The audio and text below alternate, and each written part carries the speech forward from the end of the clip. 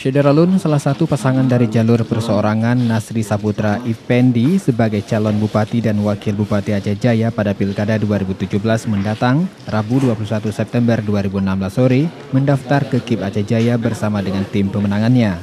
Kedatangan pasangan tersebut disambut langsung oleh Ketua KIP Aceh Jaya, Helmi Syahrizal, bersama anggota komisionernya.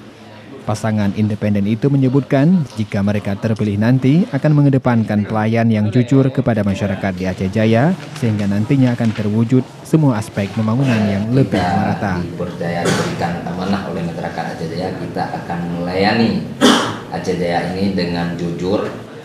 Dari Calang, Saadul Bahri, Serambi On TV.